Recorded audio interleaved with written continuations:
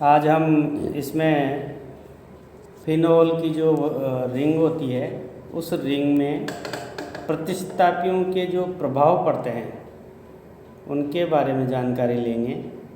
पहला जो समूह है, यदि प्रतिस्थापी समूह प्लस m प्रभाव डालने वाले हो, यानी if the substituent exert in the plus m effect, तब क्या होता है। जैसा कि हम जानते हैं कि m प्रभाव डालने वाले समूह माइनस i प्रभाव भी डालते हैं, और ये दो प्रकार के होते हैं। पहला, जब माइनस i व प्लस m दो प्रकार के इफेक्ट डालेंगे, या तो माइनस i या प्लस m। यदि किसी भी फिनोलिक अणु में NH2 अथवा OCH3 समूह जुड़े हो तो ये दोनों विपरीत प्रभाव डालेंगे, यानी माइनस i प्रभाव भी डालेंगे और प्लस m प्रभाव भी डालेंगे। इनका किस तरह से प्रभाव इफेक्ट होता है वह सबसे पहले हम लिखते हैं। यदि इनमें माइनस i प्रभाव जो प्रभावी होता है वो औरता स्थितियों पर सबसे अधिक प्रभावी होता है, औरता ओ, जबकि मेसोमेरिक प्रभाव यानी कि प्लस m प्रभाव पैरा स्थितियों पर अधिक प्रभावी होता है। दोनों प्रभाव एकदम अलग अलग है। माइनस i प्रभाव का इफेक्ट औरता पोजीशन पर होगा, और जबकि मेसोमेरिक प्रभाव का इफेक्ट पैरा स्थिति पर अधिक होगा। अतः इनका पैरा व्युत्पन्न फिनोल की तुलना में दुर्बल अम्लीय होता है। इस तरह से आपका एक क्वेश्चन हो गया यहाँ पर कि फिनोल का पैरा व्युत्पन्न फिनोल की तुलना में क्यों दुर्बल अम्लीय होता है, तो इसका एक्सप्लेन मैंने किया है। जबकि ऑर्थो व्युत्पन्न फिनोल से प्रबल अम्लीय है। यही एक सेम क्वेश्चन तरह हो जाएगा कि और पैरा तो दुर्बल है, जबकि ऑर्थो व्युत्पन्न फिनोल से प्रबल अम्लीय है, क्यों। ठीक इसी तरह से मेटा व्युत्पन्न की अम्लता लगभग फिनोल जितनी होती है, जो मेटा व्युत्पन्न होता है, क्योंकि इस स्थिति पर मेसोमेरिक प्रभाव नहीं पड़ेगा और न ही माइनस i प्रभाव पड़ेगा। तो माइनस i प्रभाव दूरी के कारण कम पड़ेगा, जिससे ये फिनोल से ज़रा सा भी अम्लीय होगा, जो कि जबकि ये स्ट्रक्चर में दिखाया गया है दोनों में। तो ये सबसे पहले जो औरता एमिनोफिनोल है ये अधिक अम्लीय होगा, फिर इसके बाद में मेटा लगभग, फिर इसके बाद में फिनोल, और फिर एंड में ये पैरा एमिनो अम्ल, पैरा एमिनोफिनोल सबसे दुर्बल अम्लीय होगा। इसका रीज़न मैंने ऊपर बताया ही है। इनका pKa की वैल्यू भी दे रखी है। पहले औरता एमिनोफिनोल की 9.71 है, मेटा एमिनोफिनोल की 9.87 है, और फिनोल की 9.89 है, और पैरा व्युत्पन्न की जो है ये सबसे कम होगा, इसकी 10.30 है, 10.30। ये था वे प्रतिस्थापी जो माइनस i प्रभाव व प्लस m प्रभाव डालते हैं। अब जबकि दूसरा, यदि फिनोल अणु में हैलोजन परमाणु जुड़ा हुआ हो, अब अपोजिट है, यदि उसकी जगह पर हैलोजन परमाणु जुड़ा है तो उस स्थिति में m प्रभाव की तुलना में माइनस i प्रभाव अधिक प्रबल होता है। अतः समस्त हेलो फिनोल की तुलना में प्रबल अम्लीय होते हैं। यही कारण है कि जो सारे हेलोफिनोल होते हैं वह फिनोल की तुलना में अम्लीय होते हैं, क्योंकि इसका माइनस i प्रभाव सबसे अधिक होता है। जैसे स्ट्रक्चर में बताया गया है, स्ट्रक्चर में दिया हुआ है और तो क्लोरोफिनोल है जिसमें क्लोरीन लगी हुई है। क्लोरीन इस तरह से अपने इलेक्ट्रॉन को इधर आकर्षित कर लेती है, और इसका जो pKa की वैल्यू है 8.48 है। इसी तरह से मेटा क्लोरोफिनोल में 9.02 है, फिर पैरा क्लोरोफिनोल में 9.38 है, और फिनोल में 9.8 है। इसी तरह नेक्स्ट औरता क्लोरोफिनोल प्रबल अम्लीय होगा, क्यों, क्या कारण है कि ऑर्थो क्लोरोफिनोल ये जो ऊपर स्ट्रक्चर में दिया गया है कि ऑर्थोक्लोरोफिनोल प्रबल अम्लीय हैं। तो आंसर है इसका, क्योंकि Cl का -I प्रभाव औरता स्थिति पर सबसे अधिक प्रभावी होता है, अतः ये सबसे अधिक अम्लीय होगा।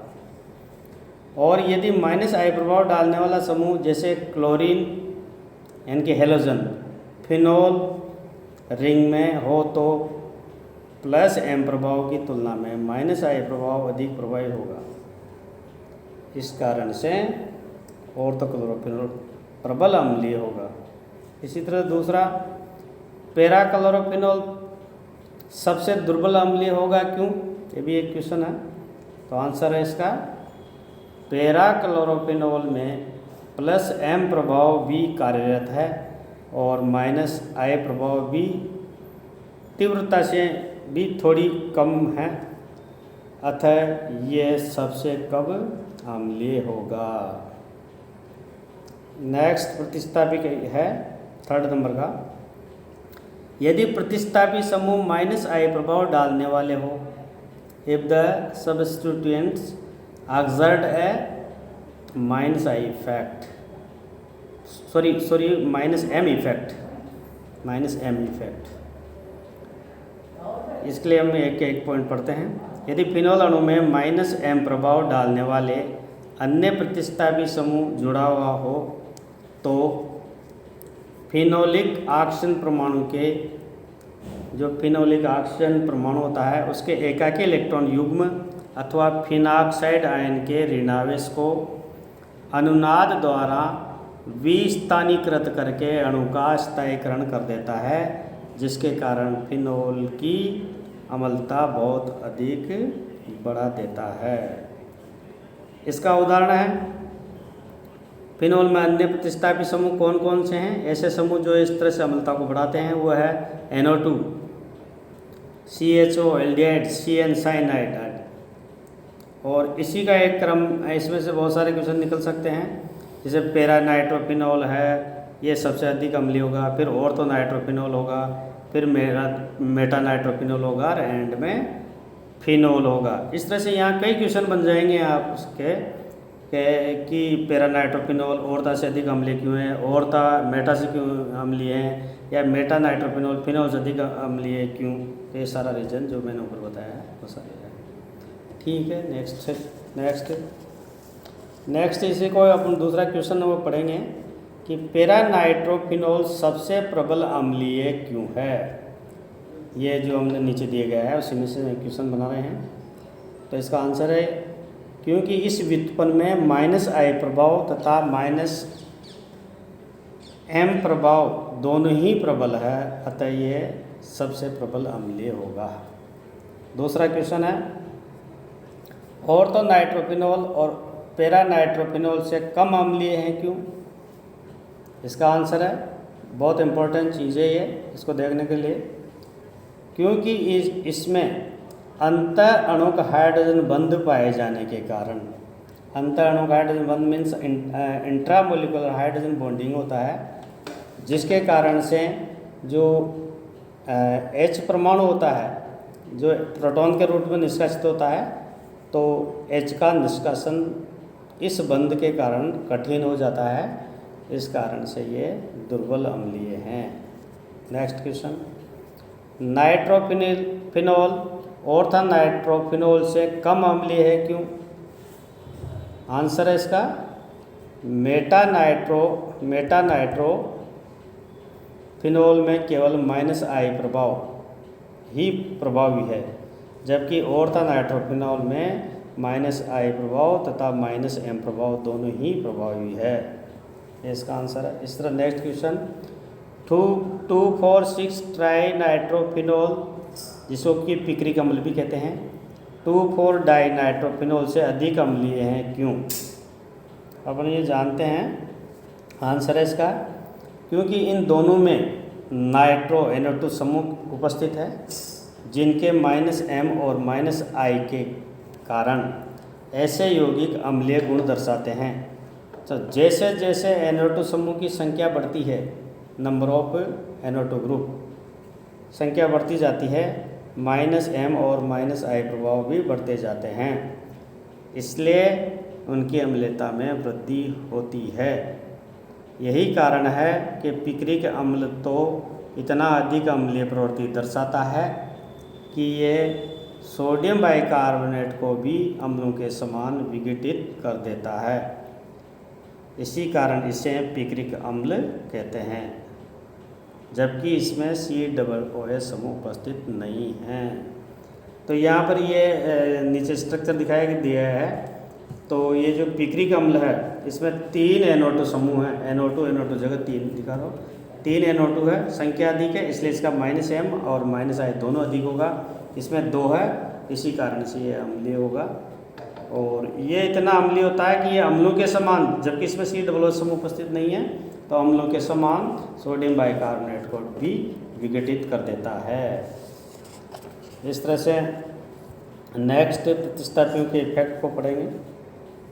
प्रतिस्थापी समूह की प्रकृति एवं स्थिति का फिनोल की अम्ल सामर्थ्य पर प्रभाव। नेक्स्ट जो है कि प्रतिस्थापी समूह की प्रकृति और स्थिति का फिनोल की अम्लीय प्रकृति पर क्या प्रभाव पड़ता है। नंबर 1, प्रतिस्थापी समूह की स्थिति का प्रभाव। सबसे पहले पोजीशन का, effect of substituent group, effect of the position of substituent group. उदाहरण, ऑर्था नाइट्रोफिनॉल पैरा नाइट्रोफिनॉल से दुर्बल अम्लीय हैं, क्यों। ऑर्था नाइट्रोफिनॉल पैरा नाइट्रोफिनॉल से दुर्बल अम्लीय हैं, क्यों। इसका आंसर हम लिखेंगे, जैसा कि हम जानते हैं कि ऑर्था नाइट्रोफिनॉल में मेसोमेरिक इफेक्ट तो पैरा नाइट्रोफिनॉल के समान ही हैं, दोनों में समान है, किंतु -I प्रभाव अधिक प्रबल है। फिर भी पैरा नाइट्रोफिनॉल से दुर्बल अम्लीय प्रवृत्ति रखता है, क्यों। क्योंकि -I प्रभाव अगर अधिक होगा तो दुर्बल प्रवृत्ति नहीं होना चाहिए। तो इसका रीज़न है वो लिखते हैं दूसरे पॉइंट में, क्योंकि ऑर्थो नाइट्रोफिनॉल में अंत अणुक हाइड्रोजन बंध के कारण, ऑर्थो जो नाइट्रोफिनॉल कंपाउंड होता है उसमें इंट्रामोलिकुलर हाइड्रोजन बॉन्डिंग पाया जाता है, जिसके कारण प्रोटॉन यानी कि H+ बंधा रह जाता है और इसका निष्कासन P की अपेक्षा कठिन होता है, पैरा नाइट्रोफिनॉल की अपेक्षा कठिन होता है, अतः ये दुर्बल अम्लीय प्रवृत्ति दर्शाता है। जैसे स्ट्रक्चर में दिखा रखा है, ये पैरा नाइट्रोफिनॉल है और ये जो है पैरा ऑर्थो नाइट्रोफिनॉल है, जिसमें इंटरमोलिकुलर हाइड्रोजन बॉन्डिंग बन रहा है। हाइड्रोजन और ऑक्सीजन के बीच में डॉटेड लाइन के द्वारा जो दिखाया गया है वह इंटरमोलिकुलर हाइड्रोजन बंध है। इसी वजह से ये H+ को त्याग पाना थोड़ा कठिन होता है और एसिड वही होता है जो आसानी से H+ दे देता है, इस कारण से थोड़ा दुर्बल प्रवृत्ति रखता है। दूसरा प्रभाव है त्रिविमीय प्रभाव, स्टेरिक इफेक्ट। कुछ प्रतिस्थापियों के बड़े आकार के प्रतिस्थापी होने के कारण -I प्रभाव से होते हुए अनुनाद में त्रिविमीय बाधा उत्पन्न करते हैं। कुछ ऐसे प्रतिस्थापी होते हैं जिनमें बड़े बड़े आकार के हेलिकल समूह उपस्थित होते हैं। उन बड़े आकार के हेलिकल समूह के कारण स्टेरिक हिंड्रेंस उत्पन्न हो जाती है, जिसके कारण यौगिक की अम्ल सामर्थ्य घट जाती है। इसलिए स्टेरिक हिंड्रेंस का भी बहुत इफेक्ट होता है। इसका एक एग्जाम्पल है ये क्वेश्चन के द्वारा, 3,5-डाइमेथिल व्युत्पन्न की अम्ल सामर्थ्य 2,6-डाइमेथिल व्युत्पन्न से भी कम होती है, क्यों। ये स्ट्रक्चर है 3,5-डाइमेथिल का और ये है 2,6-डाइमेथिल का। तो यानी कि 2,6-डाइमेथिल नाइट्रोफिनॉल अधिक अम्लीय होगा, ये अधिक अम्लीय है। तो इसका कारण है 3,5-डाइमेथिल व्युत्पन्न में नाइट्रो समूह की ऑर्थो स्थिति पर होने के कारण ये नाइट्रो द्वारा -M प्रभाव से हुए अनुनाद में त्रिविमीय बाधा उत्पन्न करते हैं, जिसके कारण यौगिक की अम्ल सामर्थ्य घट जाती है।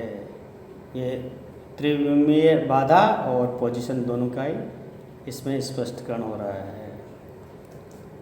अब ये जो लास्ट है, अब पढ़ेंगे हम फिनोलों की रासायनिक अभिक्रियाएं। इम्पोर्टेंट है, वैसे इसके बारे में जानकारी हम अगले वीडियो में बनाएंगे, लेकिन फिर भी थोड़ा बता देते हैं। मुख्यतः फिनोलों की जो रासायनिक अभिक्रियाएं हैं वह एल्कोहलों से काफ़ी मिलती जुलती है, और कुछ विशिष्ट अभिक्रियाएं हैं जो इनमें पाई जाती है। उन्हें कहते हैं इलेक्ट्रोफिलिक सब्स्टिट्यूशन रिएक्शन, इलेक्ट्रॉन स्नेह प्रतिस्थापन अभिक्रियाएं। तो ये जो फिनोल होते हैं ये दो प्रकार की रासायनिक अभिक्रियाएं प्रदर्शित करते हैं। ये एक तो वे अभिक्रियाएं जो एल्कोहलों के समान होती है, और एक वे अभिक्रियाएं जो एल्कोहलों से भिन्न होती है। तो इस तरह से हम जो नेक्स्ट वीडियो में इनके बारे में जानकारी करेंगे। अभी यहाँ पर इतना ही बहुत है। बहुत बहुत सभी को धन्यवाद। कितना मिनट हो गया?